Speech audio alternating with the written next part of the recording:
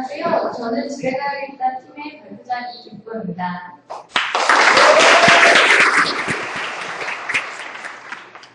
저희는 공차는 프로젝트를 시작을 어떻게 하게 되었는지와 프로젝트 소개, 주요 기능, 시스템 아키텍처, 시연 영상, 기술 소개 순으로 발표해드리도록 하겠습니다.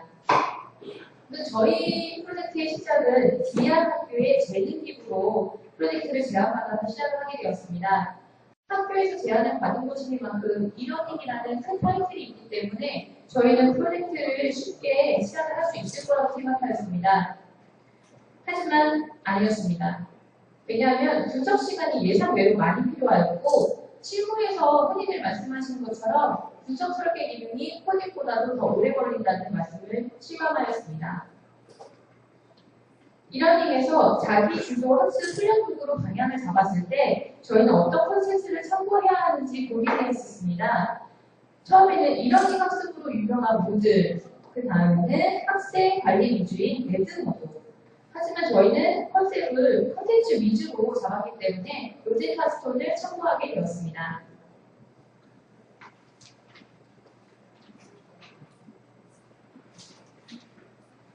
디아학교에서 본학습 이외에 새로운 특별성이 생겼습니다. 교육 후 자기주도 학습 훈련.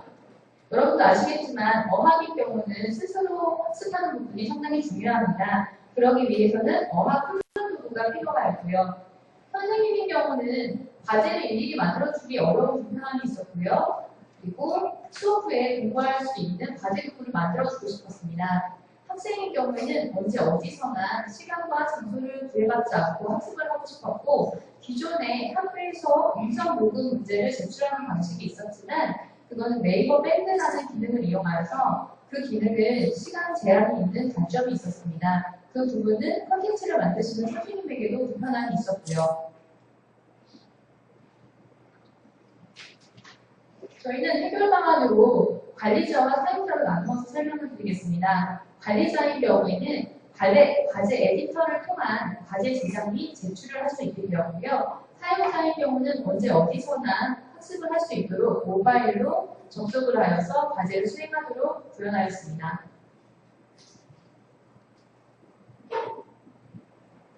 첫 번째로 관리자 페이지를 먼저 보여드리겠습니다. 관리자의 경우는 웹을 통해서 콘텐츠를 제작할 수 있도록 되어 있습니다. 웹이 화면이 크기 때문에 콘텐츠 제작에는 유용하지만 만약에 학생 관리를 위해서는 이동하면서도 관리할 수 있도록 웹과 모바일 동일하게 쓸 수 있도록 가능형 앱을 구현하여서 작업을 하였습니다. 관리자 기능 중 첫 번째인 회원관리 페이지를 보겠습니다. 회원관리의 경우는 한 화면에서 바로 검색과 수정이 이루어지도록 되어 있고요. 한 셀을 클릭을 하면 바로 학습 후기를 볼 수 있는 마스터 투 디테일 기능을 이용하였습니다.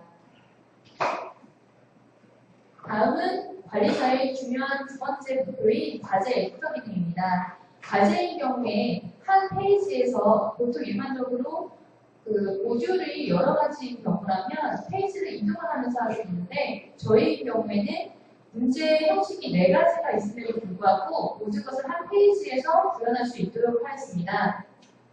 또한 순서를 바꿀 수도 있게 되어서 마지막에 확인 버튼을 누르면 한꺼번에 데이터가 전송하는 방식으로 되어 있습니다. 동작 원리는 이후에 시연 혹은 상세 기술에서 다시 한번 말씀드리도록 하겠습니다. 학생은 앱을 통해서 접속을 합니다.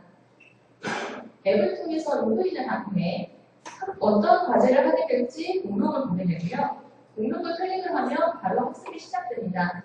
학생은 어떤 식으로 앱을 사용해야 하는지 별도로 학습할 필요가 없이 바로 학습이 시작이 되고 그리고 시작 버튼을 눌러서 다음 모듈로 이동하는 부분까지 구현이 되어 있습니다. 저희 시스템 아키텍처입니다. 일반적으로 사용자나 어드민은 웹 혹은 모바일을 통해서 접근을 하게 되고 거기에서 입력된 데이터를 서버로 통해서 데이터베이스로 저장이 됩니다. 저희 같은 경우는 JSON 형식을 이용해서 데이터가 오고가게 되어 있는데요.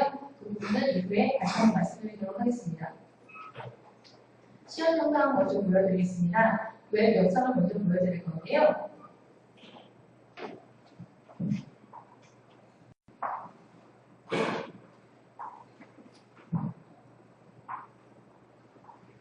웹에서 회원가입 페이지입니다. 회원가입 버튼을 눌러서 아이디, 비밀번호, 이메일 등 값들을 다 입력을 하고 생년월일인 경우에는 달력이 나와서 입력을 하기 편하게 되어 있습니다. 모든 값을 다 입력을 한 후에 회원가입 버튼을 누릅니다. 좀 전에 가입한 이 나라 학생이 접속을 한번 해보겠습니다. 아이디를 입력을 하고요. 패스워드를 입력한 후에 로그인 버튼을 누릅니다. 내 정보 보기를 들어가서 회원 가입이 제대로 되었는지 확인을 하고요. 무언가 전번에다가 실수가 있는 겁니다. 전화번호를 수정을 하고 확인을 눌러서 확인을 합니다. 그리고 관리자 페이지를 보겠습니다. 관리자인 경우 회원 정보 수정을 하는 부분을 보여드릴 건데요. 어드민으로 로그인을 하겠습니다. 그중에 회원 관리를 선택을 하고요. 데이터가 읽어지면 그 다음에 어떤 학생을 검색을 할 건지 이름을 검색을 합니다. 지금 조인성이라는 학생 이름을 검색을 했고 주소 역시도 부천이라는 주소를 검색하여 결과들을 볼 수 있습니다. 셀을 클릭하면 상세 보기가 바로 밑에 나와서 그 값을 확인을 할 수가 있습니다. 다음은 수속 페이지입니다. 일반적으로 회원 가입을 하면 대기 상태로 되어 있으나 어드민은 들어가서 레벨을 학습을 할 수 있도록 레벨을 걷어주는데요. 또 역시 여러 학생을 한 번에 수정할 수 있도록 홈페이지에서 결국 수정되는 부분을 보여드리고 있습니다. 수정된 부분은 빨간색으로 표시가 되며 수정이 완료되면 세이브 버튼을 눌러 데이터베이스로 전송이 됩니다. 다음은 관리자 페이지입니다. 관리자는 가장 중요한 작업이 컨텐츠 만들기인데요. 컨텐츠를 어떻게 만드는지 보여드리겠습니다.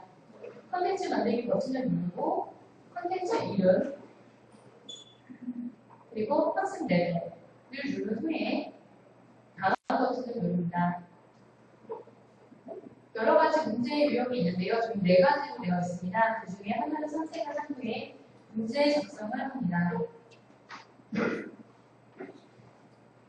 다른 문제를 또 만들 수 있는데요. 이번 숙제에서는 동영상은 필요 없었나 봅니다. 한 페이지에서 바로 삭제를 할 수가 있습니다. 다른 문제를 입력을 하고 있는데요. 단어 음성을 입력을 하고 지시문을 넣은 후에 단어를 추가합니다. 단어를 만든 후에 바로바로 밑에 결과가 보이는데요. 필요가 없는 경우 바로 삭제 버튼을 눌러서 지울 수 있게 되어 있습니다. 다른 문제를 또 선택하고 있는데요. 이번에는 문장입니다. 문장 값을 입력하고 한글 뜻을 입력한 후에 다른 문장을 또 입력을 할 수 있습니다. 모든 문제를 순서를 바꿔서 순서에 맞춰서 문제를 다시 재구성을 할 수 있게 되었고요. 모두 재구성이 끝난 후에는 확인 버튼을 눌러서 데이터베이스로 전송이 됩니다. 좀 전에 만든 문제는 목록에서 확인될 수 있었습니다.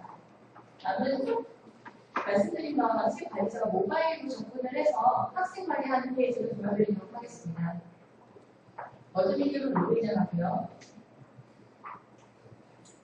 어드민의 회원 확인을 한 후에 학생 관리 페이지를 보겠습니다. 모바일이기 때문에 화면이 작은 관계로 확대를 하여 볼 수 있게 되어 있고요. 확대를 해서 학생 정보를 검색을 합니다. 조인성 학생을 검색하는 장면입니다.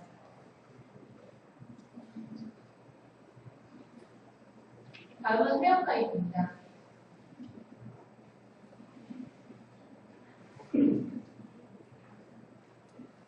잠시 참고했었는데요. 다음 모바일 영상을 보여드리도록 하겠습니다.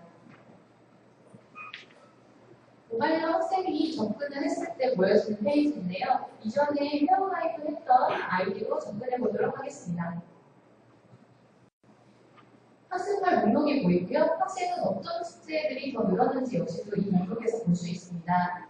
전 학생이 접근했을 때 선택한 문제는 단어를 학습하는 부분부터 시작이 되는데요. 시작 버튼을 누르면 첫 번째 단어가 보이고요. 그 다음에 발음이 들린 후에 자동으로 녹음이 시작되는 시스템입니다.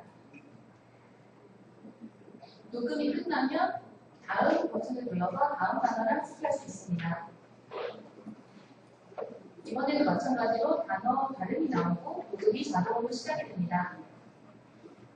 단어가 3개가 있었는데요. 그 중에 마지막 단어입니다.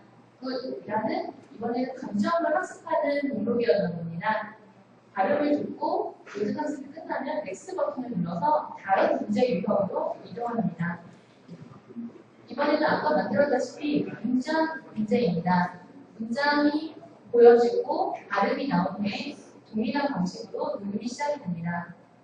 녹음이 끝난 후에 이 모듈이 전체가 끝났다면 학습 종료를 눌러서 해당 숙제를 마치고 목록으로 돌아가게 되어 있습니다.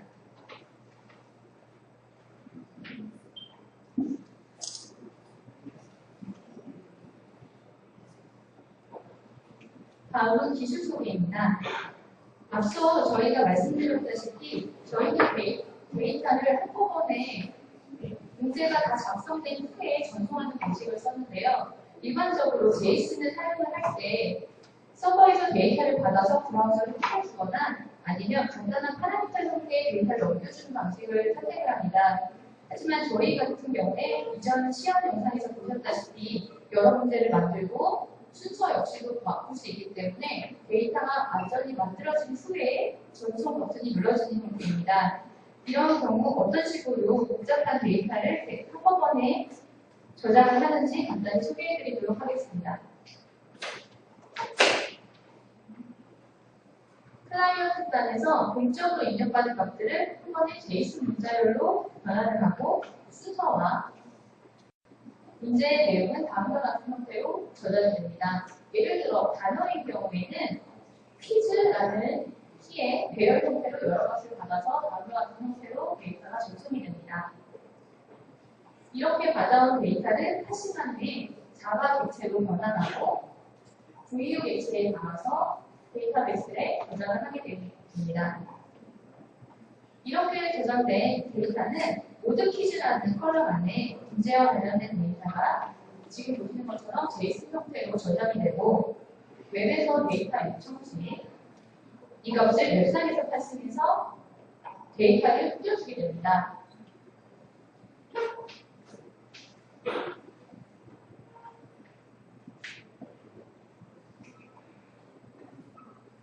저희 기술 소개입니다. 저희가 어떤 프레임워크나 어떤 API나 툴을 사용하는지 설명을 드리겠습니다.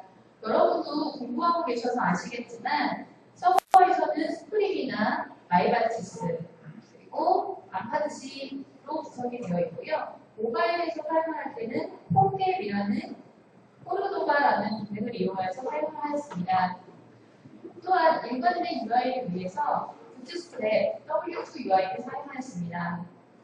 웹 브라우저와 서버 통신을 위해서는 AJAX와 jQuery 그리고 JSON을 이용하고 저희 팀의 특별한 점으로는 일반적으로 교육 프로그램에서 음성 부분을 틀어줄 때는 업로드를 하여서 그 부분을 틀어주게 되어 있는데요. 저희 같은 경우는 단어를 입력했을 때 여기에 나와 있는 TTS라는 API를 이용하여서 단어만으로 원어민 발음이 자동으로 나오는 기술을 이용하였습니다.